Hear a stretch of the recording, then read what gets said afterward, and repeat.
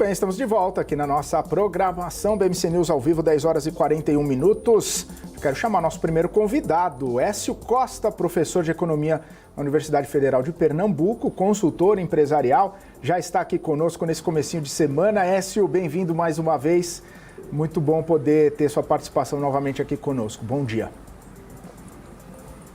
Bom dia, Felipe. Bom dia a todos que acompanham a BMC News. É um prazer estar comentando novamente sobre o que acontece aqui no nosso país, na nossa economia. Um dado importante, Écio, saiu na manhã dessa segunda-feira, o dado do setor público consolidado do mês de março, trazendo ali um superávit de quase 1 bilhão e 200 milhões de reais. Um dado que acabou surpreendendo, principalmente quando a gente coloca na comparação com o mesmo mês do ano passado, onde a gente teve um déficit de mais de 14 bilhões de reais. Queria entender um pouco da sua visão sobre esse dado, principalmente quando a gente tenta compreender a importância desses dados e a importância também da gente ter registrado esse superávit. O que isso mostra para a gente quando a gente fala desses números aí do setor público?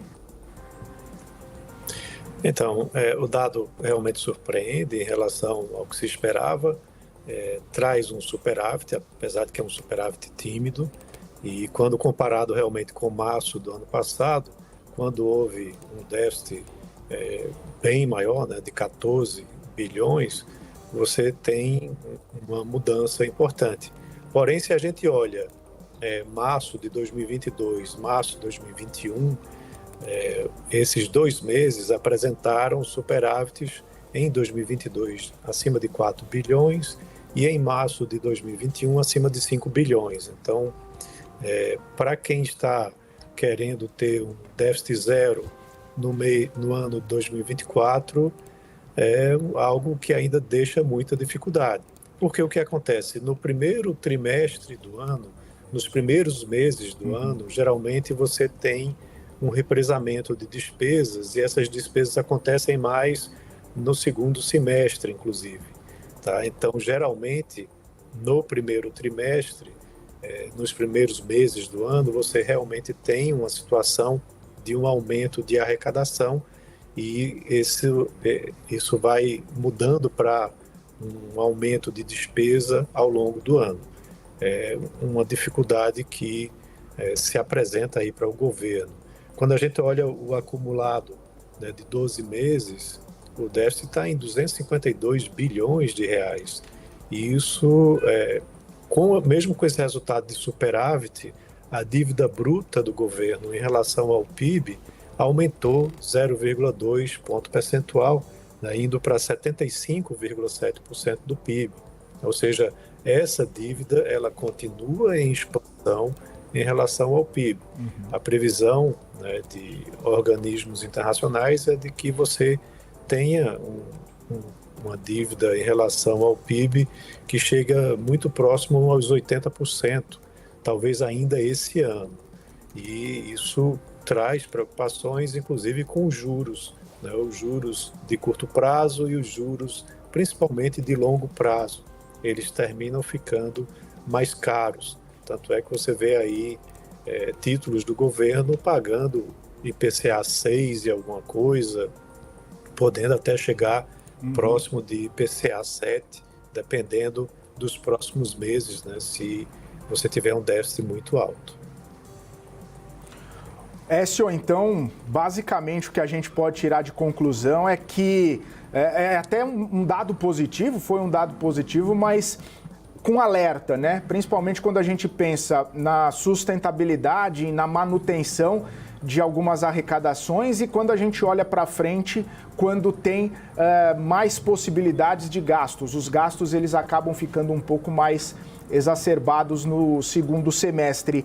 A questão da trajetória da dívida, por mais que tenha sido um resultado positivo, piorou, né? Ficou a dívida bruta e a dívida nominal também acabou ficando um pouco mais elevada. Então, mesmo com dado positivo, gera preocupação, porque o governo não está conseguindo ou está tendo dificuldade de cumprir com a sua agenda do equilíbrio fiscal? Sim, essa dificuldade ela existe. O governo vem tentando através de aumento de arrecadação, chegar à meta do déficit zero, porém não olha para o lado das despesas, e isso se torna cada vez mais latente, né, que você precisa tratar dos dois lados, né, porque somente aumento de arrecadação chega em um certo momento que isso começa a ser contraproducente, você começa a ter, na realidade, uma desaceleração da economia com uma carga tributária muito elevada. O próprio consumo, ele diminui, né, por conta de uma carga tributária muito alta. Então, há um limite para isso. E o lado da despesa, ele tem sido deixado de lado e não tem sido trabalhado como uma boa reforma administrativa, né, para redução de despesas. Então, a gente vê que essas dificuldades elas vão se manter. A economia precisa crescer muito para poder arrecadar bastante. Não há mais aquele impulsionamento que vem com uma inflação mais alta. A inflação alta gera um aumento de arrecadação, porque o tributo é um percentual do valor da receita. Se a receita está inflacionada com a elevação de preços, isso termina aumentando a arrecadação do governo. E isso é algo que traz, como eu disse, preocupações aí para os próximos meses.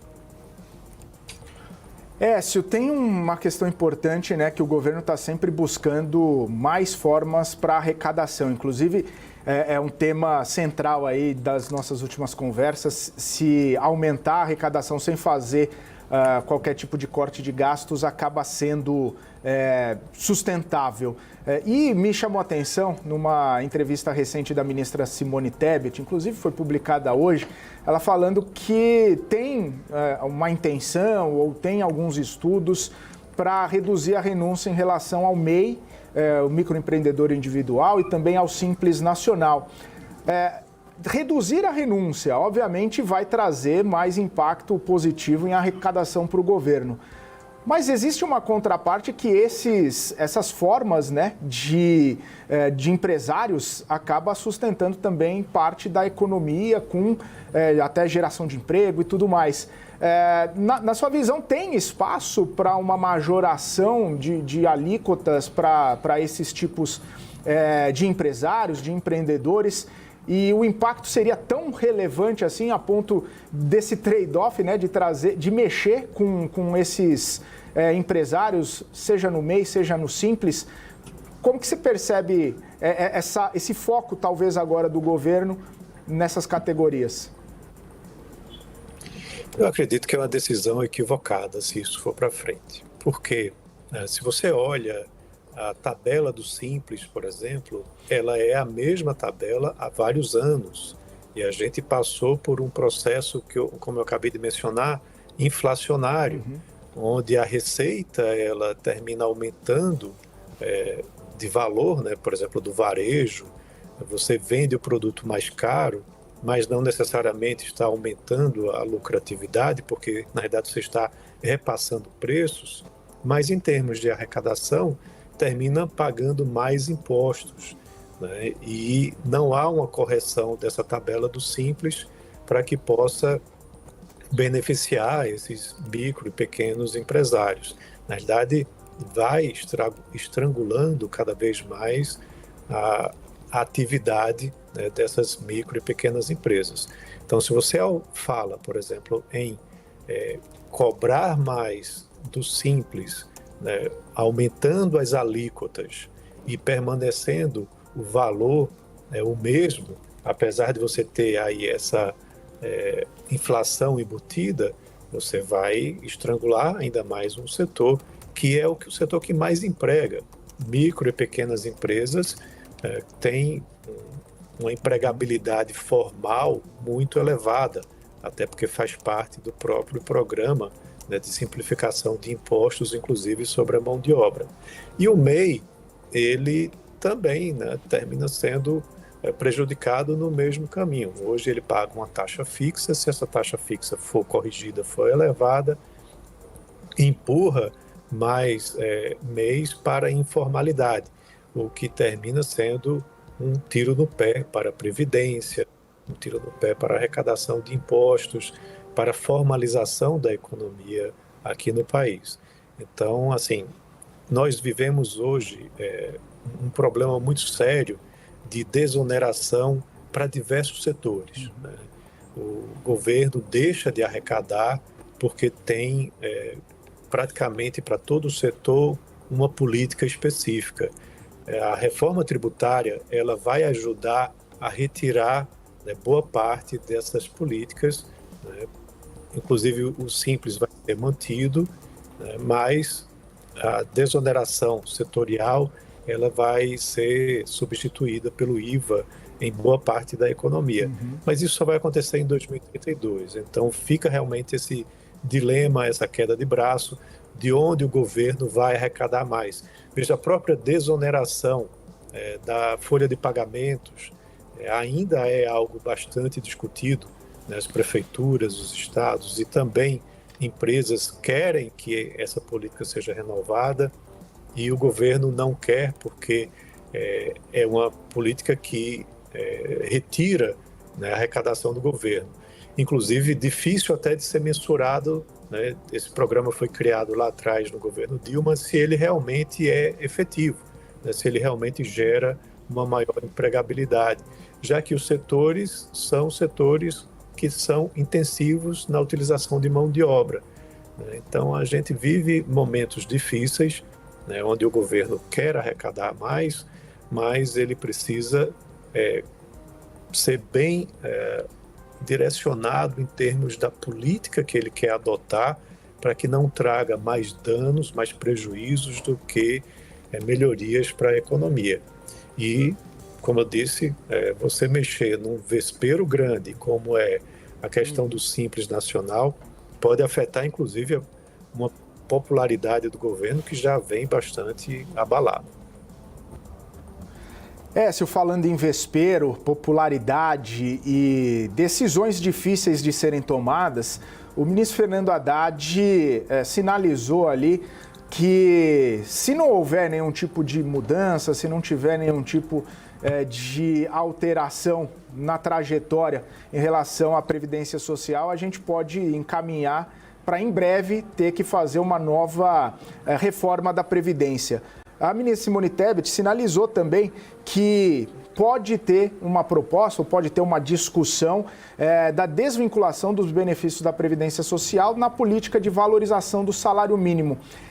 Essa ligação, né, ou essa vinculação de previdência, de benefícios previdenciários, inclusive, não só a própria Previdência, com a política de valorização do salário mínimo, impacta e tem impactado fortemente nas contas públicas. Mexer nisso, obviamente, além de impopular, teria algum benefício, traria melhores condições fiscais para o governo, ou acaba sendo essa questão de mexer num vespeiro onde pode trazer menos benefícios do que se imagina?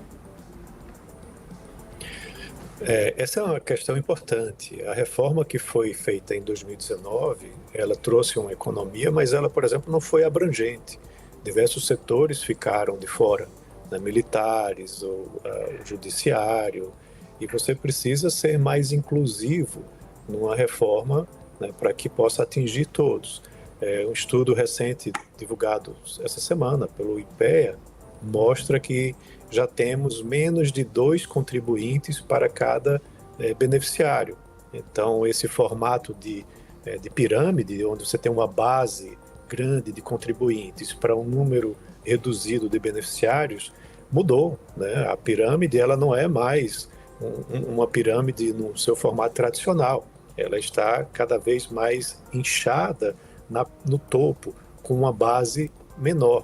Então, é um sistema que ele está fadado à insolvência, né, a quebrar, e fica demandando cada vez mais aportes do governo, como a política de governo, em estar contribuindo, né, com o seu orçamento para a manutenção desse sistema.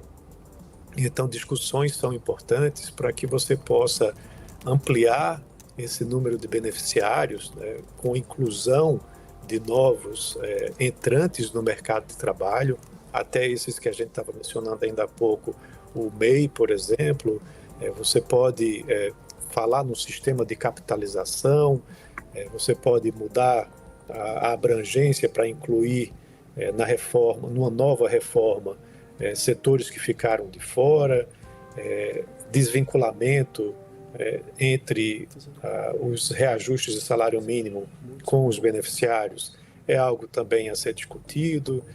Tem muita coisa aí que precisa ser repensada, né? É um sistema que ele não vai funcionar por muito tempo. A previsão desse mesmo estudo do IPE é que em 2050 você tenha já menos de um contribuinte para cada beneficiário, o que também deixa totalmente inviável, né, um sistema funcionar nesse formato. E cada contribuinte que estiver assistindo, ele precisa repensar, né, em ter investimentos fora desse regime de previdência, né, fazer seu próprio investimento em previdência privada, outros tipos de investimentos, porque há um risco sério de que essa aposentadoria ela seja cada vez mais retardada e não venha no valor que inicialmente se pensava. Claro, existem questões de direito adquirido, mas ainda assim você sofre riscos de não ter uma conta fechando, já não fecha hoje, é um dos maiores déficits do governo, vem da Previdência, e o Fernando Haddad, ele pautou bem essa questão, apesar de ser muito delicada, né, para o próprio governo Lula, como foi delicado lá atrás para o primeiro ano do governo Bolsonaro, mas é um ponto que precisa também ser muito discutido, para que você encontre uma forma de equacionar essas despesas dentro do orçamento.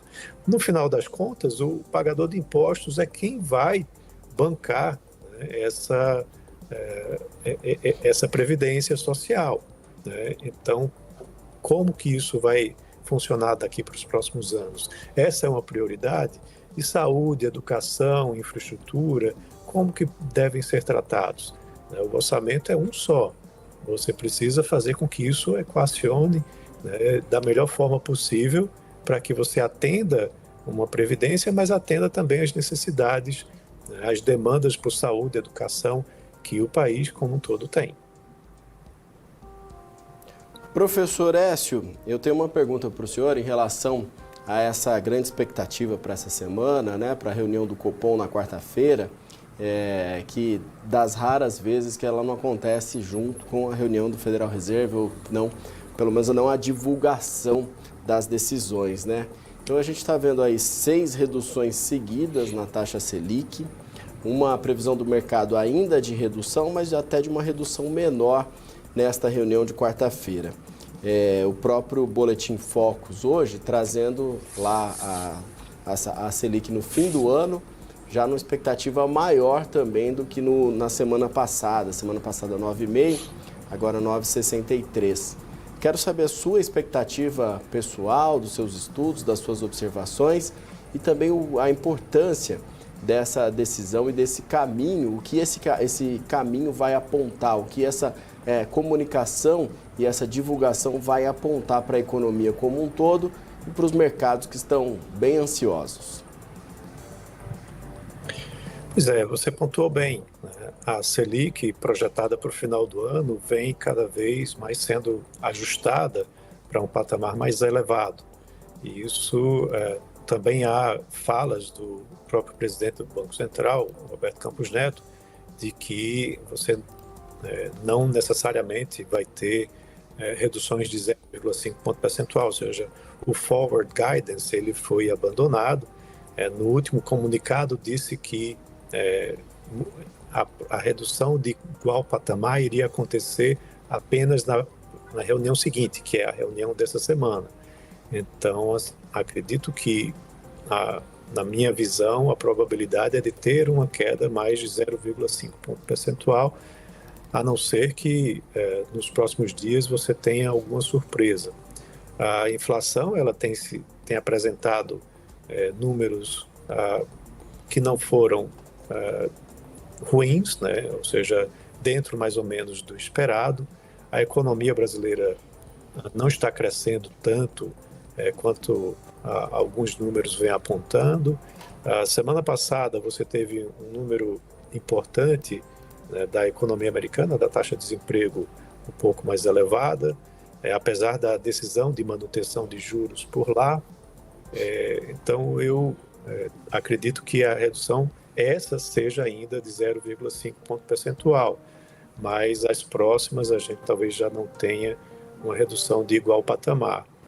Você tem um represamento aí de preços de combustíveis que ainda acontece, né, e isso tem segurado também a inflação, já que a gasolina tem um peso muito relevante, e a gente tem que ver como que se dá a questão fiscal, né? Esse dado de hoje foi um dado também positivo, traz uma indicação, pelo menos comparado com 2023, de uma maior responsabilidade fiscal.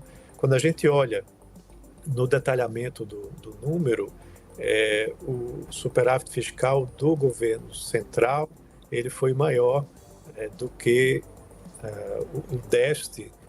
Na realidade, o déficit dos governos regionais foi quem puxou para que esse superávit não fosse um pouquinho maior. Então, isso também ajuda um pouco na decisão do Comitê de Política Monetária, a meu ver, né? Já que o Copom ele vem sempre mencionando a preocupação fiscal. Então, essa é a minha aposta, né, para essa decisão de quarta-feira. Eu acredito que essa ainda vai ser uma decisão de queda de 0,5 ponto percentual, mas as seguintes já não devem ir mais nesse mesmo patamar. Teremos na sexta-feira a divulgação do IPCA, né, do mês de abril. Infelizmente vai sair depois da decisão do Copom, mas de certa forma você já tem um indicativo bom com o IPCA 15, né, que foi divulgado recentemente, mostrando que a inflação ela está até um pouco abaixo do que se esperava. Então, são vários pontos aí, né, que podem influenciar nessa decisão, e eu acredito que para essa quarta-feira ainda há uma decisão de uma maior redução, e sendo a última de 0,5 ponto percentual. Perfeito, professor. E aí tem outros aspectos divulgados também no Boletim Focus, inclusive sobre uma redução na expectativa para a inflação. É uma redução bem pequenininha, né? De 3,73 para 3,72 ponto percentual. Mas na sua visão, tem essa tendência mesmo de uma queda em relação à inflação prevista para esse ano? E pelo que o senhor viu dos estudos, dos números, a que fatores se daria essa redução na inflação, nessa previsão, nessa expectativa divulgada nessa semana? Eu acredito que tem muito a ver com o comportamento interno, mas também externo da economia. Você tem uma redução da atividade econômica, que aí faz com que os preços eles se mantenham mais equilibrados. E no setor externo, você tem a questão da China também desacelerando, o que tem impactado no preço das commodities internacionais, né, reduzindo os seus preços. Então, isso ajuda o cenário doméstico, né, por você ter uma desaceleração externa.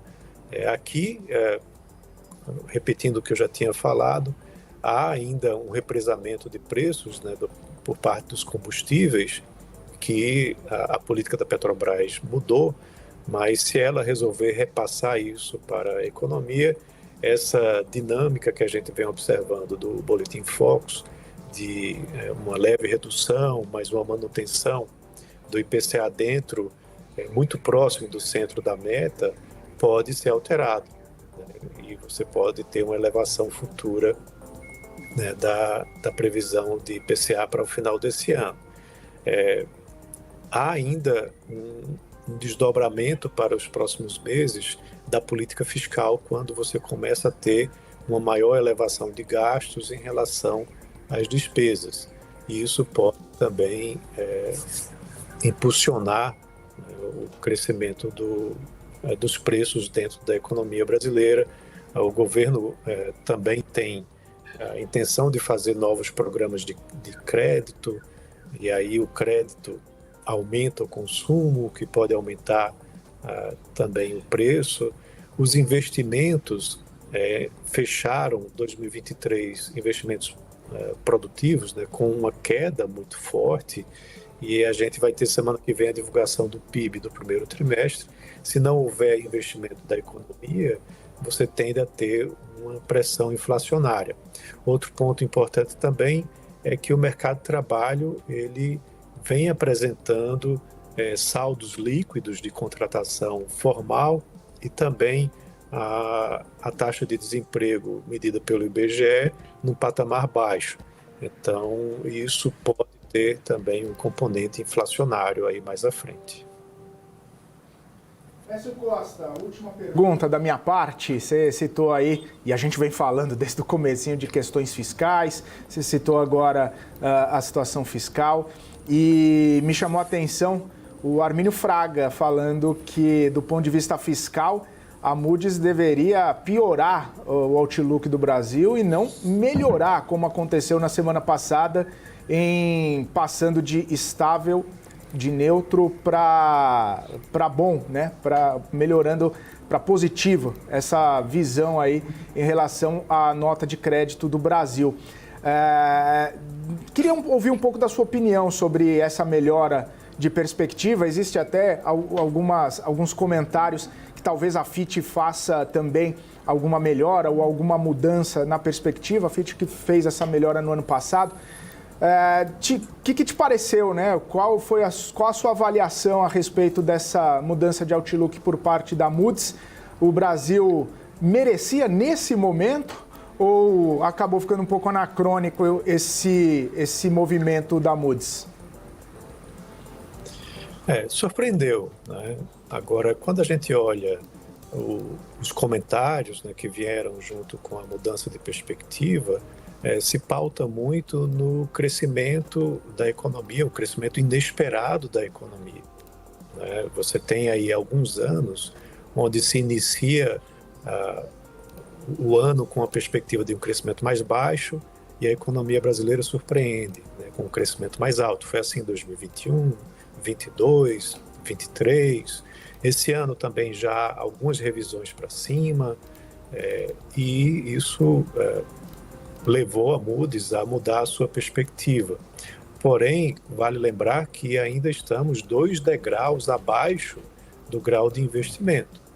Seria muito importante o Brasil reobter esse grau de investimento, mas para isso teríamos que apresentar efetivamente um superávit primário, coisa que a gente não teve em 2023, e 2024 também não deveremos ter, porque vale lembrar que mesmo tendo déficit zero, segundo o arcabouço fiscal, há uma permissão de um déficit, né? É como se fosse a meta de inflação, né? Você tem uma banda superior e inferior, e aí, mesmo tendo déficit, seria considerado déficit zero, e a previsão é que você só comece a ter superávit primário em 2026, o último ano do governo Lula.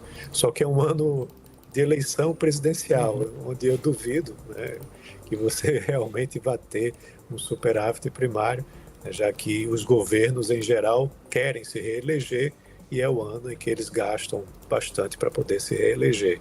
Então, assim, uma mudança de perspectiva, é algo positivo, só que a gente tem que olhar nessas entrelinhas, né, o que é que levou a essa melhora no rating. E aí, se você olha estritamente o resultado fiscal, eu concordo com o Armínio Fraga, dizer, olha, realmente esse resultado, eu comentei, você teve um déficit acumulado de 12 meses de 250 bilhões de reais. Isso é muito alto, né? Precisa ser corrigido. Perfeito. Écio, agradeço muito sua participação. Obrigado mais uma vez por nos atender e estar aqui conosco. Ótima semana para você. Até uma próxima.